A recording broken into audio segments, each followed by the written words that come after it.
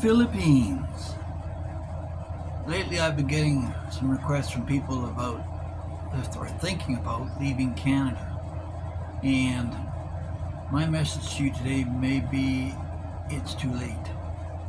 I've recently heard that the Canadian government is trying to stop the flow of money out of Canada, which harkens me back to a time when I was living in Vancouver, and I met a fellow who was the president of the Bank of South Africa, and he told me about the South African government had installed this woman in North Vancouver who would have welcome to Canada parties, where she would interview and talk to new expats coming to Canada from South Africa.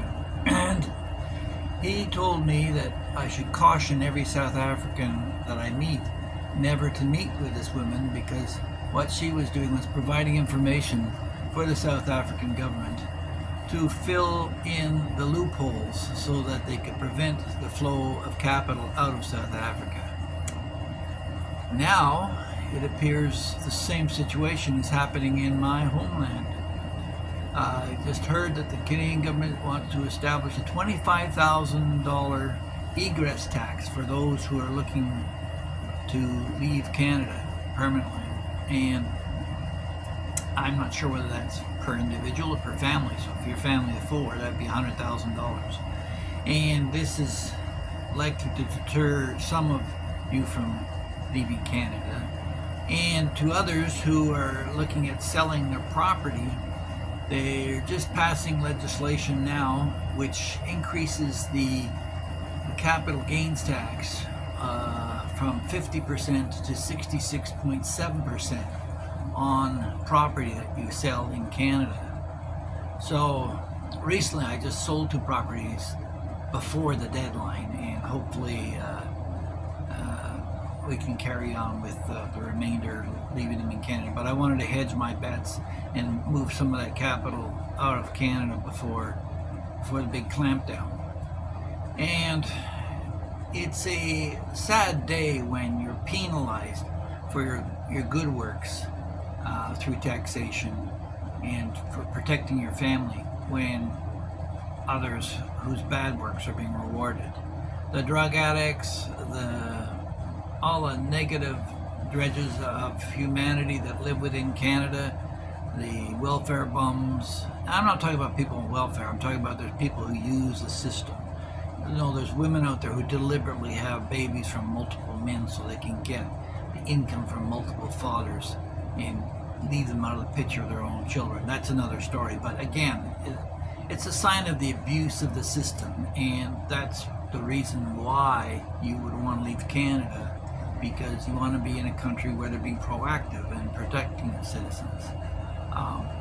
To punish people through a carbon tax, that's been long discussed. I mean, there's seniors that are freezing and having to choose between food or staying warm. So I wanted to move somewhere where it was warm as a baseline and never have to worry about having to heat the house. And the fact is that globally, you're 8 times more likely to freeze to death than you are to die of heat exposure. So better to go with the heat. And cheers to global warming. I'm sure the northern Canadian farmers would appreciate that, but that's another tale again. We can go down lots of different rabbit holes here, but I want to stay on focus on leaving Canada.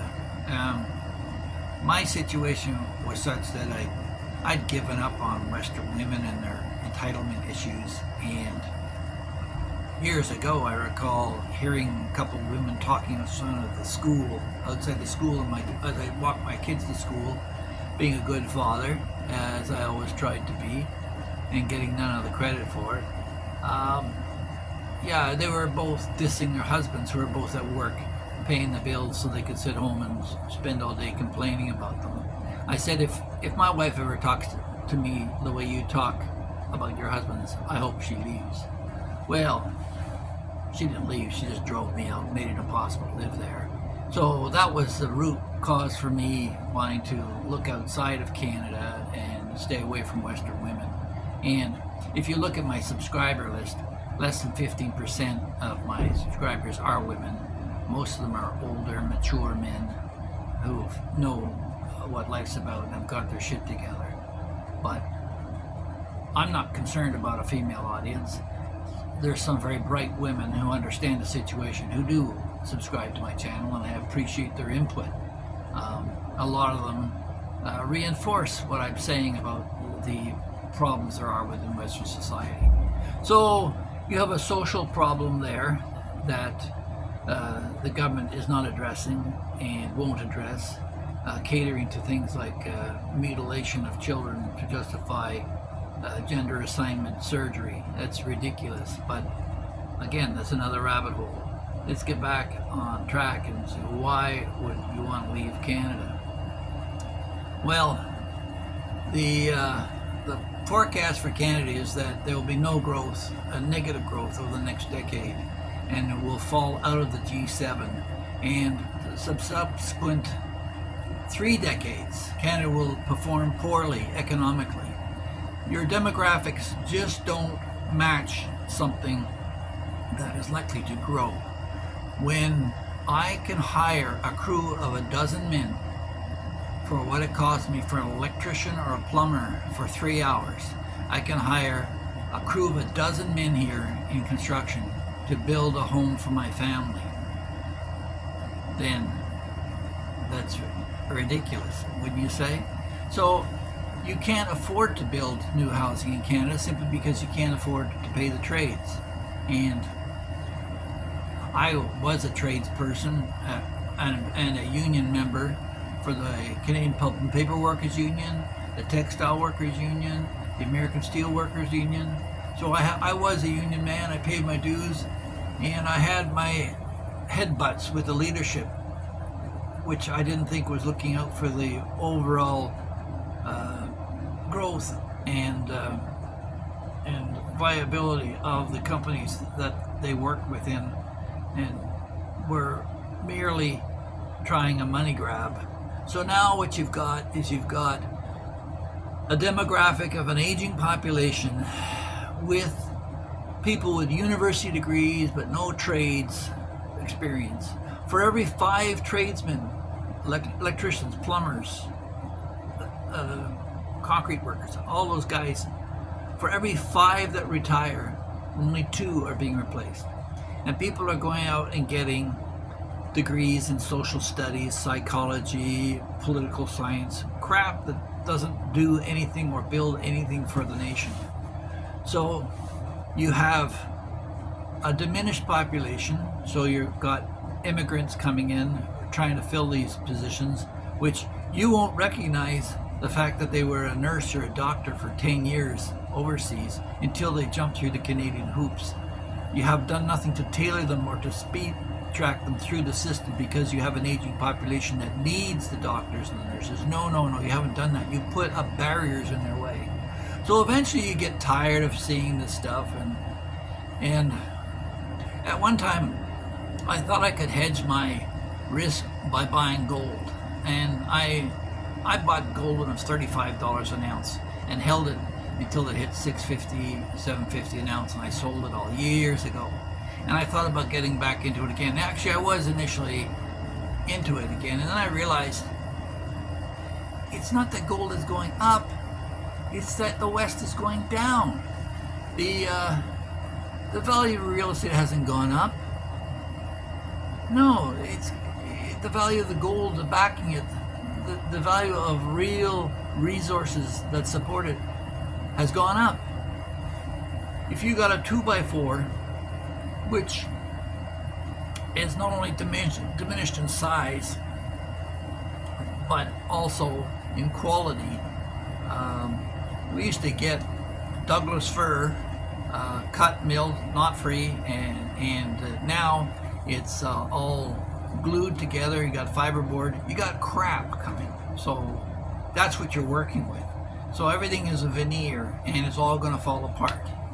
And another point I wanted to bring up too was infrastructure.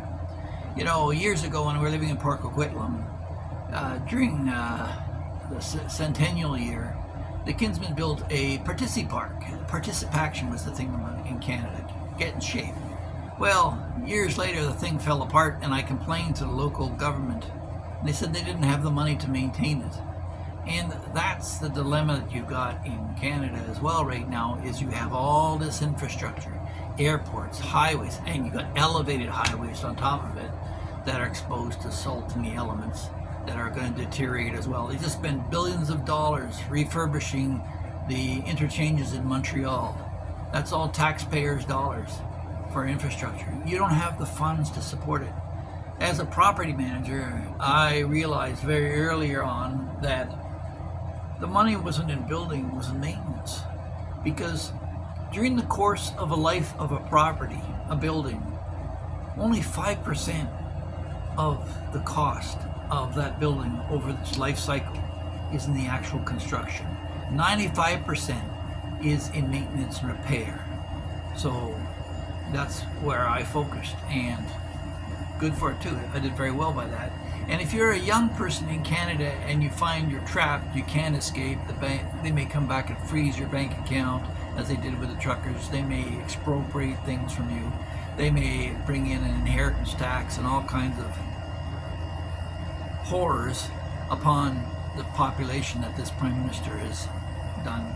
But it's not just him. It's the people surrounding him. You've got a situation of socialists that want to take the opposite of JFK. That's not what you can do for your country. You know that scenario. You know the thing, as Joe Biden would say. So that's the West. That's what you got to deal with. And you don't have the demographic. You don't have the tradespeople. You don't have the resources anymore to deal with it. Well, they are there. They're trapped in the ground, but you put so many regulations, you couldn't get them out of the ground. Meanwhile, countries like China and Russia and India and the Philippines, they're opening up and taking advantage of the technological advancements. Who's landing on the moon? China? India? Where's America?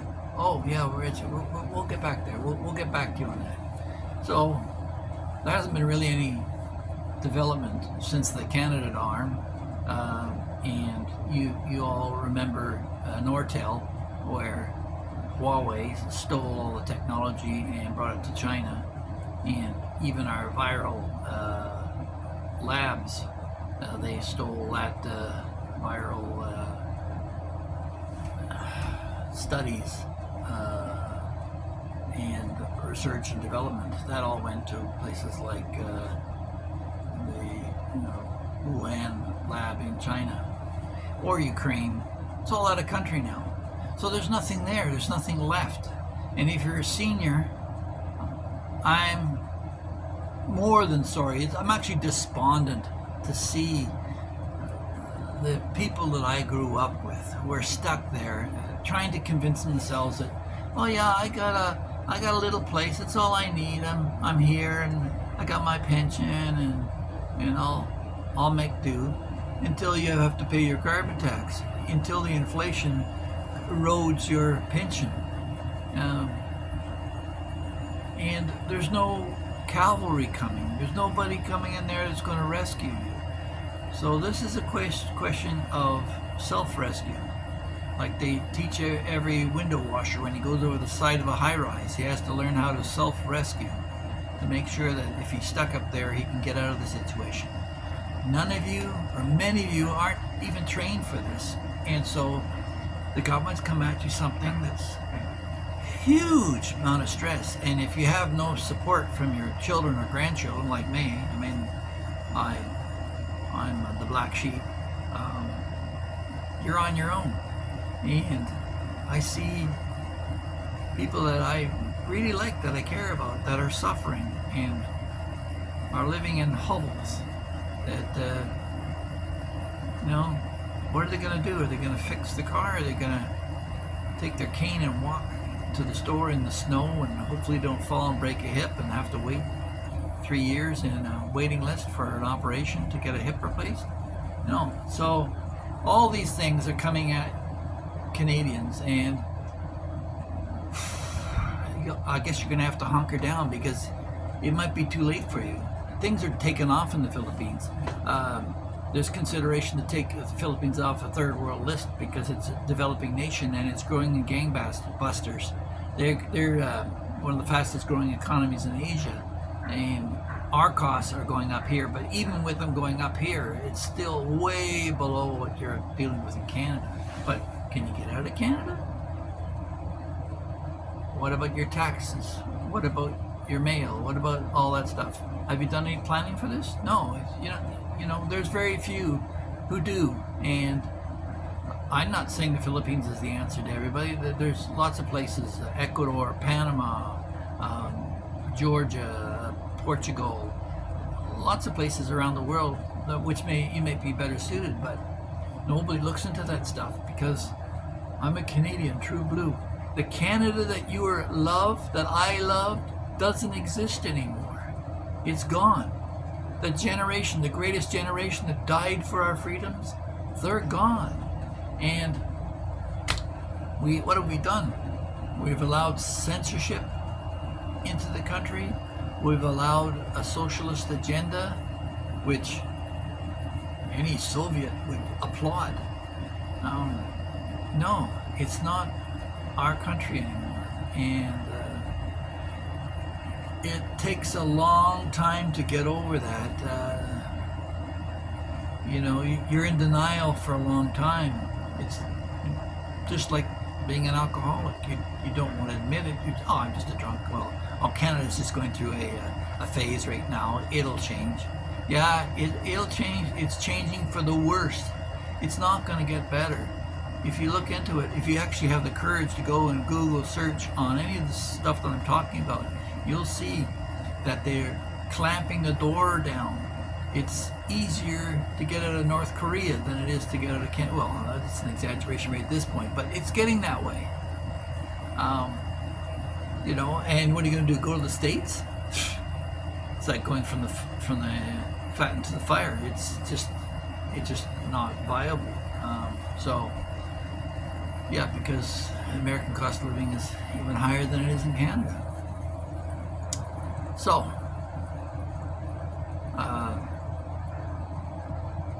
this is my concern. My children and my grandchildren,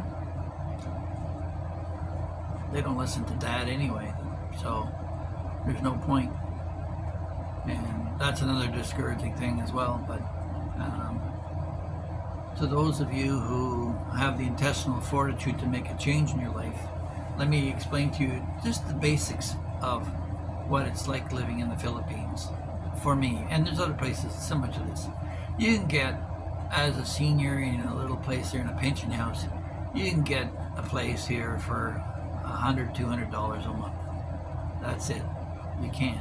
And the more grandiose you want to get, the better it is. If you have assets, if you sell your property in Canada, you're on easy street, because with your pension and that, you're doing great. Food costs here.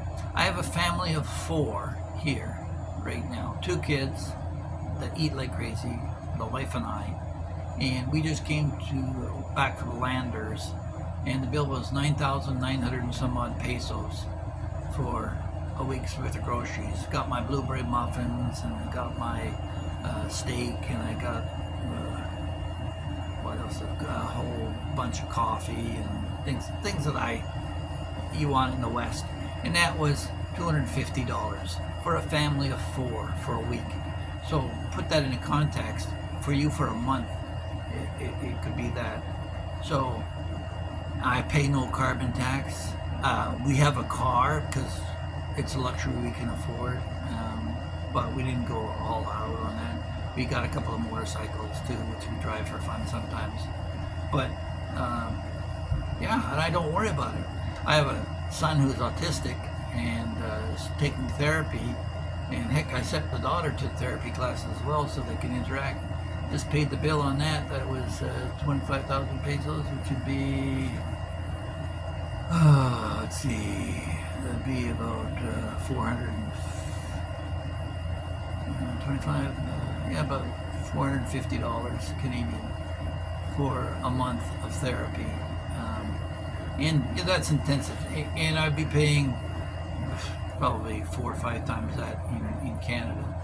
So drugs are cheaper here. You can buy it by the pill. You can buy like one paracetamol, which is like an aspirin, for 7 pesos. So imagine that at 40 pesos a dollar. And yeah, seeing a doctor, you walk into the hospital and they're open during business hours from 10 till closing time 4 in the afternoon. You pay your 600 pesos, which is about $15, and you walk in to see them. X-ray is going to cost you, X-ray and a CAT scan, the combined cost me $25 a while ago. So that's what you get. So yeah, it's remarkably lower here, and an older man can afford to have a family once again if that's your desire. But for those guys who are single, there's lots of pretty young Filipinas here, and throughout Asia there's lots of nice women that you can meet and have someone to help you spend your money, because you're going to have extra. And yeah, people talk about scams and that all the time, but really, who's scamming who? You got a young girl who's willing to spend her time with you, you old poop, and you're going to give her a few dollars to keep her happy? No, that's it if you want to live the single life. But I'm a dad at heart. I love kids. I always love having kids around, and all the challenges they bring. So that's why I'm here in the Philippines, and that's why I think that if you haven't escaped Canada by now, it's probably too late. The door is closing real quick. As of the 25th of this month, the capital gains will go from 50 to 66.7% on your return. So it's not like you can sell your property and just suddenly escape without anything. But certainly if you're single and you're not tied down and you're not being treated well where you are, you'd be welcome here in the Philippines. You can get a 59-day visa upon entry. It costs you nothing, and you can get that renewed. You can live here up to 3 years on renewals before you have to leave the country, and you can apply for a special registered retirement visa, which you pay something every year for. I think it costs you about $300 US a year for that. So yeah, this one's run on a little bit. I usually like to do them about 10 minutes, but again, I'd like to thank all the new subscribers. There's a whole bunch of videos there you can go through if you like, and if you want to hear more from me or want some more information, you can contact me at philcartmel@gmail.com through my email address, or you can get me on Facebook, and you can send a message here directly, publicly if you like. Thanks for dropping by, and like my little guy likes to say, don't forget to please like, share, and subscribe. Thanks for watching.